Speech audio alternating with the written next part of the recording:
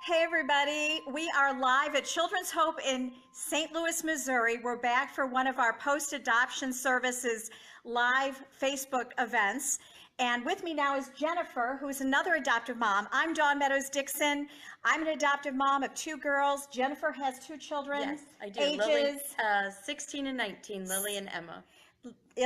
Lily and Emma, and my daughters are Isabella and Olivia. And today we're going to be talking about the one-child policy and how this affected our children when they were younger and how it's changed now that they're of age.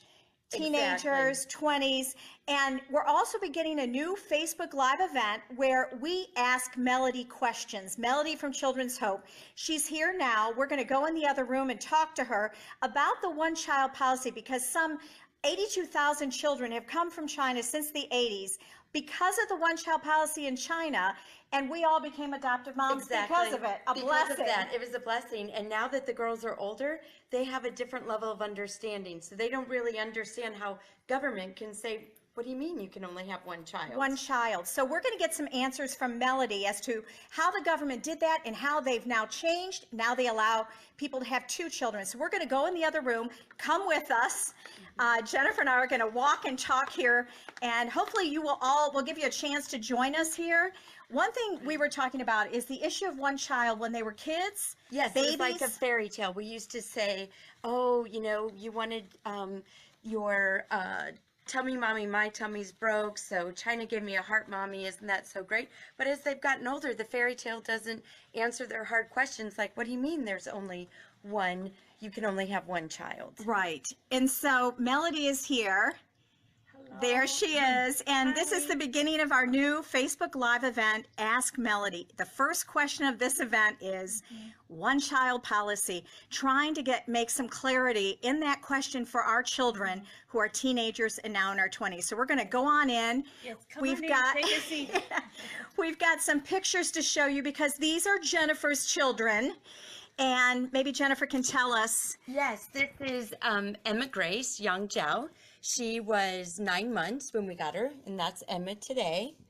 And then this is our oldest, Lily Xinyue Petrowski. Now with Lily, she was 2 months old before her birth mother gave her up. She was found at the gates of the orphanage in Henan. And now Lily is a thriving freshman at University of Kentucky.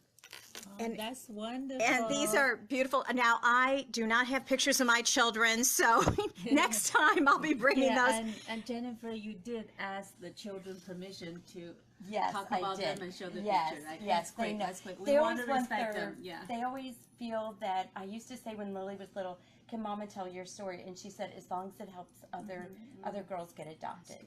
That's good. Okay, so we want to thank Brandy, who's with us, and May Keith. Brandy asks, what is this live event about? So we're going to reiterate. Okay. This is about the one-child policy in China and how to explain this to our adoptive children. And Melody from Children's Hope is here, and she's going to talk about that because even as a parent, I don't know about you, Jennifer, but I struggle with, I too say, how could a country do this? And we were sharing our stories earlier.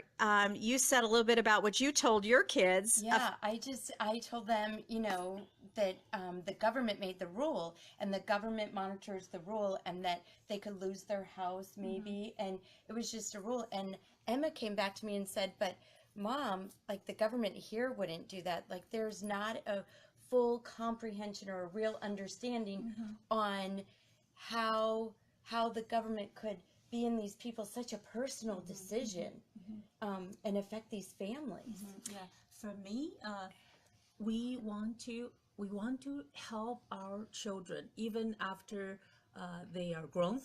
So when I talked to some of our adoptees, and this was one of the questions, what in the world will make a mother give up a child, a baby several days old, 1 month old? Like they just cannot understand that. And that, I think that has a lot, like a black hole almost. That's a lot of hurt. That had a lot of hurt. So I think I would like to answer this question and then make it real to people here. Maybe not that easy, but I will try because it's totally different culture and a different time.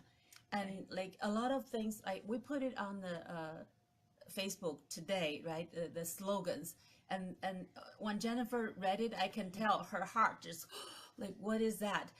Like these Believe it or not, slogans, yeah, right. believe it or not, those slogans back then, when I was in China, it all made sense to me. Okay, you need to say, for those of us who didn't see the slogans, what did they It's on say? the page right now. Okay, it's on the page right Yeah. now, but give us So an example. First of all, like, I'm sorry, let me get the note.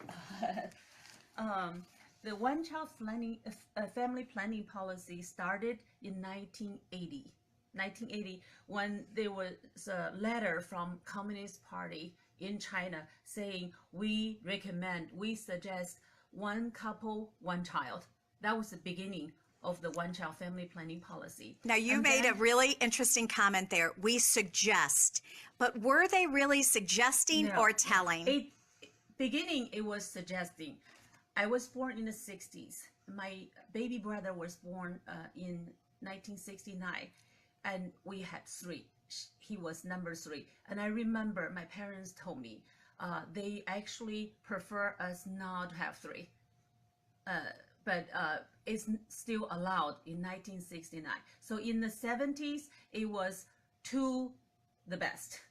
And then in 80s, they suggest or getting more and more strict about one only. So in 1981, March 6th, there was one government organization established called Family Planning Committee. That's equal to a ministry. It's very, very powerful, that committee. And then in 1982, in one of the party meeting, actually 12th Chinese Communist Party meeting, family planning policy became the basic government or country policy. It's one of the main policy for the entire country. Now, we have people asking, it's not true anymore. They've now changed it to 2 children. The one-child policy ended 2015. 2015, October 29th, 2015, on the 18th Communist Party meeting, they changed it to one couple, 2 children. So family planning policy is not officially ended. It changed to 2. 2. Yeah. So the government still control of how many children each family should have.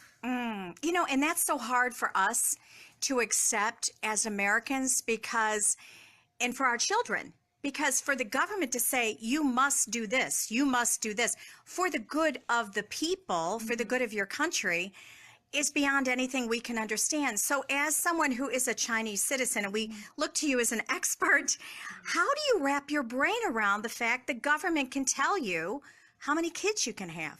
It didn't happen right away. You know, Slowly. China is a country, or Chinese people are used to being controlled by emperor, then by one party country. It was always like that. It was always like, so you are used to be told all kinds of things, right? This is just one of them, but it didn't happen right away. Yeah, there's a whole bunch of propaganda started. They tell you what is the best, what is best, right? So by the year 1980, the talk or the media always like have story about so many children, so many people. We are going to Like the crowding and the housing, there's not we're enough going room. to run out of our resources. And then more and more the government talk about, if we do family planning, we'll be better off. If we don't do it, we'll be just totally fail. Now we've got one person, Lori has just joined us, and she says, my adopted daughter appreciates that she was saved by us. Now, as an adoptive mom, I'm just going to, all due respect to Lori, I never really wanted my children to feel like I saved them. How do you feel agree. about that, Jennifer? I really agree with that. I never wanted them to feel like I saved them. I really felt God was in our life, and the red thread, I love the story of the red thread that is going to connect. And since I couldn't have children, I really believed that God put us together because I wanted a baby and that baby wanted a mama. So I feel like God saved us both, but I never Right. wanted my kids to Yeah. feel that. It's okay, you know. It's I okay to always- say I that. always Yeah, want and to Lori- say, whatever our children feel is right. Let them And feel whatever that the way. adoptive mom, if that worked Yes. with her children, Exactly. I used to say, Yeah. you saved me. I mean, my husband used to say, I was the sad daddy before you came around because I wanted to be a daddy and I couldn't be.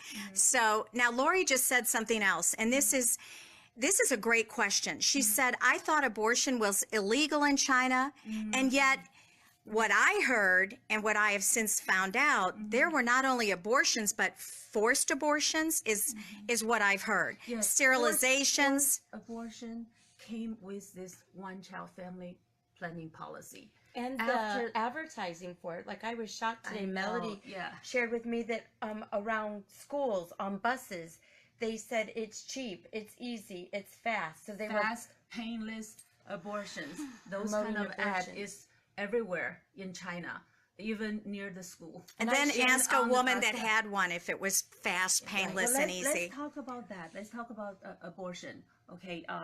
I read in the past 30 years, during the time of family planning policy, there were, this is a government number actually, 400 million less children born.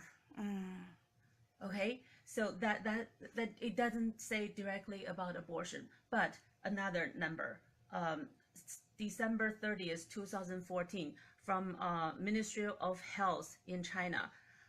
Every year there are 16 million children born.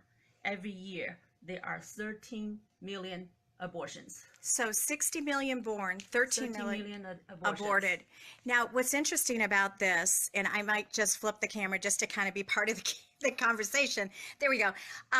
Is we did the video, as Melody knows, with my daughter, and then I shared with her these numbers about abortion.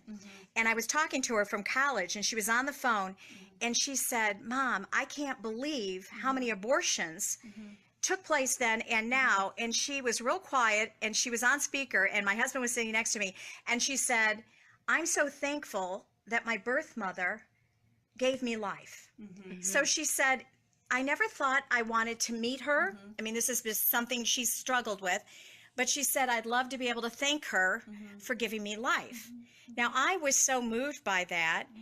I since went on a website called China's Children, and some of these adoptees were talking about adoptive parents and adoptees that were talking about life like that. And they said, wait a minute, she didn't have a choice to have an abortion. She got lucky. She didn't have an abortion. It wasn't that she made a choice not to have an abortion. So my question to you is, I mean, could women choose to abort, or were they just told, you've got too many children, you're going to abort? Well, in the beginning, it was a choice. And afterwards, it get tighter and tighter. Okay, I'm trying to flip the camera again. We're live here, so Melody's going to help me. I don't.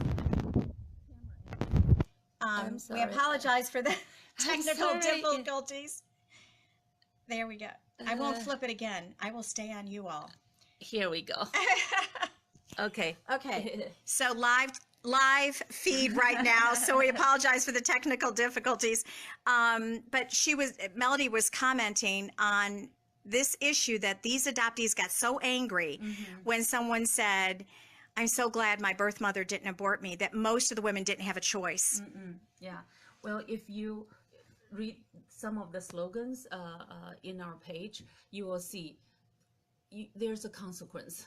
If you have more than one child, they could will lose your recommend. house or- They recommend you use some kind of way to stop getting pregnant, right? If you have second one, a lot of areas force you.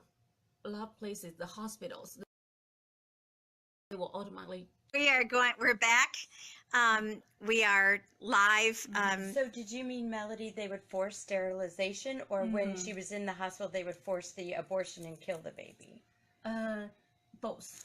Actually, it happened both. It's not everywhere, but I heard so many stories like that. And then also, before this even happened, there are rules in place telling people and scare people. If you give birth more than one or two, and if you don't have a quota, we actually have a quota. You have to be approved to have a quota Right, I remember before you that. get married, before you get pregnant. So if you don't have a quota, you have children. It's all against the law, and the consequence is if you work for the government, you lose the job. If you're in the countryside and they will come to you, whatever important to you, they take it away. Like the house, they turn down the house, take off the roof, and then there's one of slogan said, if you give birth to more children, they will take your house, take your cow. Because in certain area in The the cow is so countryside, sacred. the farmers, Right. that cow is the assets. And Exactly. then there are a lot of people, parents they run away, right? And then if you run away, they'll take away all your things. First, second of all, it's really, really worst thing. They will take your parents, grandparents, and arrest them. They'll arrest the Yeah, grandparents and put them if you don't in a adhere, place, in jail, and let them tell you, come home, get your parents, get your grandparents. and you have It's to. very, very So severe. the pressure to abort is great. Yeah, and because- there are forced abortion happening at that Yeah. time too. So these young people were right to say, how dare you say my birth mother decided to keep me, that most of them didn't have a choice. But a lot of these people are saying that this is so hard to believe, and they feel this is very informative. We're getting a lot of comments. Let me explain a little bit about the living conditions or situation for the birth parents. A majority of the birth parents we guess they are probably living in the countryside, farmers, and the countryside villages are very close community, right? Like everybody knows everybody. Right. So to have a son is very, very crucial, because if you have a son, when you get older, you pass down everything to the son, and And the then you name. live with the son and his wife, and they take care of you. That's very important. That's very important. And then if you don't have a son, you don't have that. And your girl will marry someone else to live with someone then else's she'll family. take care of their family, right? Their husband's So family. you end up have no family. Nobody take care of you, and there's no social security, no such a system. Right. You have you just cannot take care of yourself. Right. And didn't you say it's a pride thing too, because these villages are so close in such a community that the father, like if you had a girl, like they wouldn't even lift their head up, because to have a boy means status. Yeah, if you don't have a boy, that means your family name will not pass down. That's just the pride part, but there's practical part too, which is if you have a fight, you have some kind of conflict about the border of your land or your house or whatever animal, or your crops, anything. If you have a fight, you don't have a son, you get beat up for sure. So Or it's one son or two. safety So and- the more sons, the stronger Right. you are in that kind of community. So having son is very, very crucial. And just for the government all of a sudden say do not have more than one child is not acceptable. That's why so many people try to have a son after they have a So a daughter. lot of these adoptive girls have probably an older sister, Sibling, an yes, older that's what we sibling. found out, And yeah. what is happening, and is amazing, I just saw this online today too, is doing these DNA tests. They're finding siblings in this country, relatives that they didn't know were here, through 23andMe, because so they maybe kept the first girl, tried for a boy, had a girl, gave had to that give one up up. the girl, To try and then another try boy, yeah. again for the Yeah, boy. Now, some people are saying, how do adoptive parents not already know all this? But I think you're bringing up details I think- from the government point of view. I think is one thing about reading it. Yeah, I'm sure you read it somewhere. I did. But I read yeah, it like, somewhere. that's what I found out when I talked to one of our adoptee. She was shocked. I think because this is- I bring the situation alive by talking as someone lived through it. Right, like I like those slogans right now. Everybody look at them, think they're cool, Right. they're kind of funny, and they're just it's out of this world. Why people talk like that? But I remember living through those time, and and accepting all of them. So, Right. yes, we have too many people. Yes, we don't have enough housing. Yes, we don't have enough So schools. that's how the government, the people Right. justify it, is Yeah. that for the good of the country, we have to do it.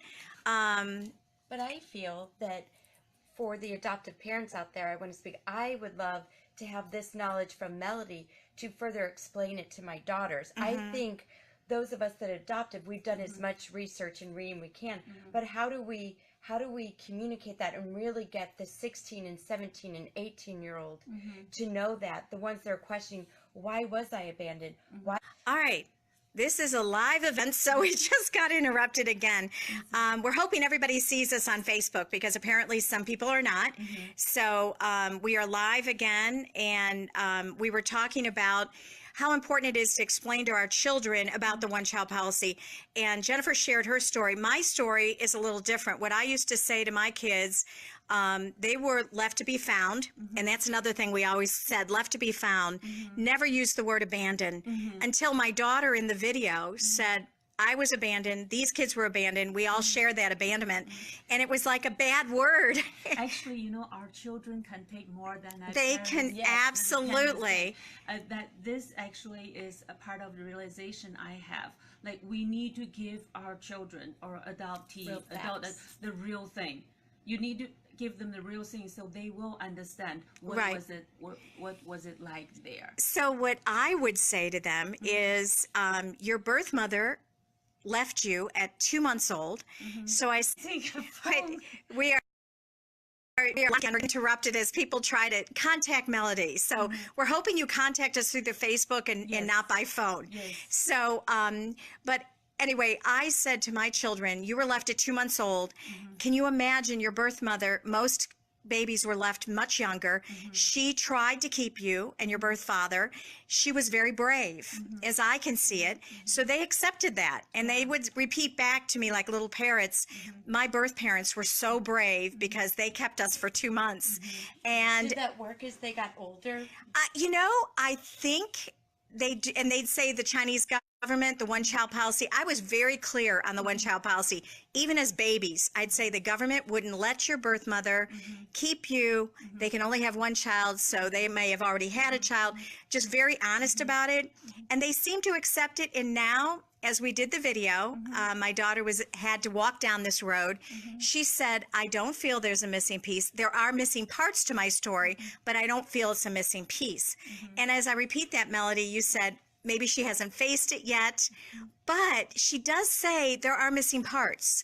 It's just that I don't think she feels a void right now.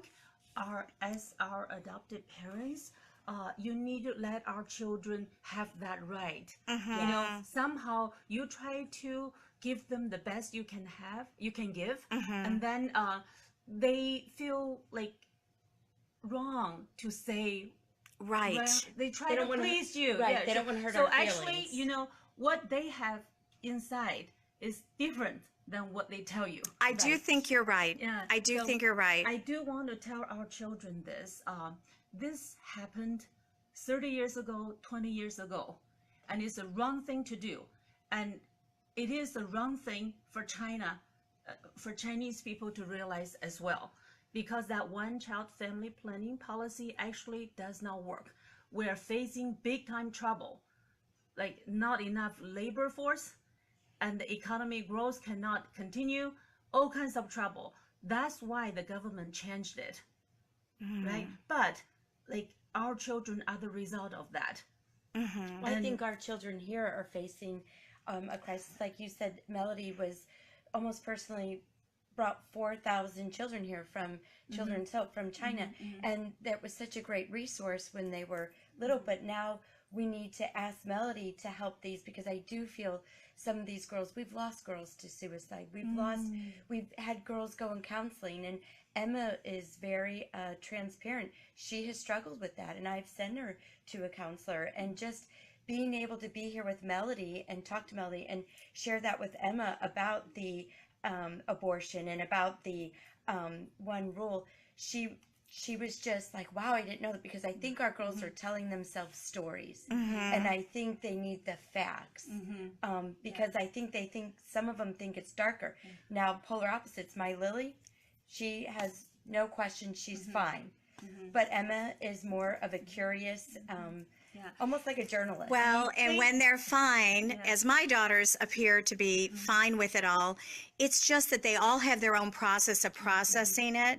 And going back certainly triggers. I do recommend them going back and volunteering at Alina's home, as my daughter did, because I think it got her thinking. But they all are going to come to that point, as you said, when they're ready. Yeah, I think what we need to do as parents or as agencies, we want to give them the true fact, which might not be pretty. Growing up, like parents give them the best. Even the story you just told, like it's a wonderful story, but it can only go so far. The children, they want to know the truth. They want to know the facts, and I am ready to give them the hard facts. And I do want to say this though, like out of the 400 million children, like didn't get born, or the 13 million children get aborted every year. We have 150,000 children adopted by Westerners, by Western parents, loving parents. Yeah, you do the calculation, how precious that number is. So these children, I'm talking to the adoptees. You are They're our precious. gift. You are special Yes. because God chose so many people to save your life. And if you have struggle, you have issues, talk to us, talk to your parents, and talk to anybody can help you. I have to say, That's what I tonight, want. Yeah. I called my daughter because she's going to be 21 tomorrow, and she's in London, so I woke her up. And the one thing I said, I'm going to flip it, but I hope I can flip it back to Melody, because you'd much rather look at Melody. So the one thing I said to her was, I want to thank God for you, thank the Chinese government for you, anybody that had anything to do with you, your birth mother, your birth father, and Melody, Children's Hope. And she goes, Mom, are you done? And I said, no. I thank everyone who brought you here to me, who first of all brought you to life on today, April 5th, which it's now where she is. It was April 5th, and her twin sister, that God allowed her to live, allowed her to come to this country. That isn't a mistake. That was a plan. And I know that I tell them all the time, oh, the plans I have for you, God says. And that was the plan, to be my daughter. And her birthday, 21, Olivia and Isabella, 21 today, April 5th, we're close enough. So I did thank the Chinese government, though, because their loss was my blessing. And I'm sure Jennifer feels the same way. And I'm going to flip it back to Melody. I think our time probably get close. I want to say, even though all of these events or the policies seem such a big deal and big thing, and they kind of shaped our children's fate, and that brings them coming here across the ocean, like you normally will never happen. But those are not the real reason. Those are not the real force or power to control your fate. Or there is someone love you so much, and that he orchestrated this whole symphony, and he wrote your life story from the beginning. It's not end yet. So like, we cannot wait to see the story of this 150,000 adoptees, and it's going to be a beautiful one, and you are so loved. I So just well want to end said. with this. So well said. So we're going to flip the camera so we can all say goodbye. Oh, did we do it? No, sorry, live. Okay. Bye, everybody. Bye. Until next time. Bye. Bye.